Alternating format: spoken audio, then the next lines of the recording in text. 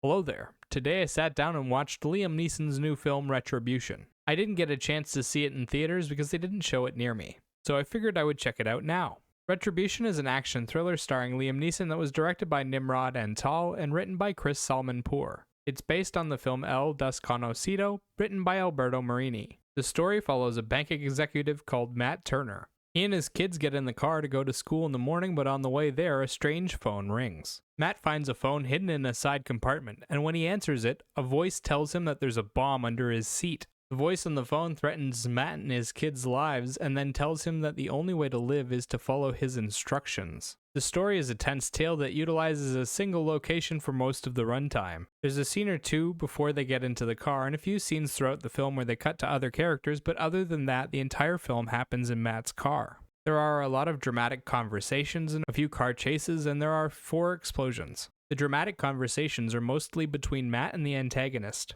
Matt demands answers while taking part in a battle of wills with the caller, and the voice on the phone slowly gives out orders and information about why all of this is happening. There are also emotional moments between Matt and his kids where he reassures and bonds with them. The kids provide a bit of emotional support now and again as well. The explosions see different characters killed for the audience's benefit. The characters are generally introduced to us minutes before their deaths, and they don't have much of an impact beyond showing us that the antagonist is serious with his threats. The car chases are well done, but they're not up to the caliber you would expect from an action film. They look like they were done for a television show, with a car speeding down the road and narrowly missing different obstacles. There's no big damage, no cool stunt maneuvers, or even any interesting shots. I think I've actually seen more exciting car chases on the news. The story doesn't make sense in a lot of different ways. The entire plot revolves around an antagonist with a plan that falls apart if Matt says no. Main characters do almost nothing to investigate their circumstances and survive. They had many different avenues they could have gone down, but didn't.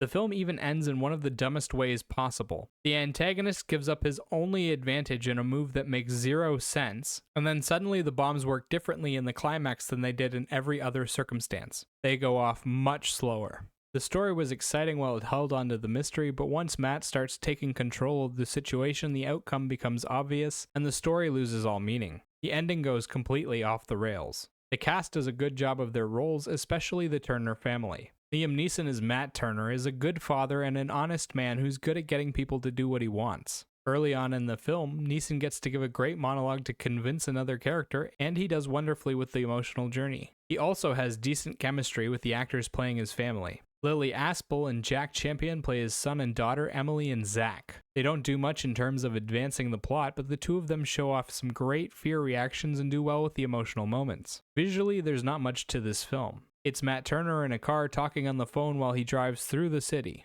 His kids are in the back reacting to the situation. Every once in a while, there's a car chase or an explosion, but it's a rare occurrence. The car chases and the explosions don't stand out for a project of this size, neither do any of the other visuals. Sound-wise, the film uses instrumental background tracks to try and amplify different moments in the story. During the car chases, we get tense music. During emotional moments, we get soft dramatic sounds. After the explosions, there's a neat little muffled sound effect. It works well for telling the story, but like the visuals, it doesn't stand out. Overall, Retribution is another bland film about a mysterious villain holding the protagonist hostage. It tries to rely on the tension of the situation, but the tension is all it has to offer. The deaths aren't impactful, the underlying story is simplistic and predictable, and the visuals and soundtrack don't go out of their way to make up for it. It's just another mid-tier film. It's good for one mindless watch, but that's it. As for a rating, I'd give this film a 5 out of 10. Remember, these are just my thoughts on the film. Let me know what you think in the comment section down below. Bye-bye!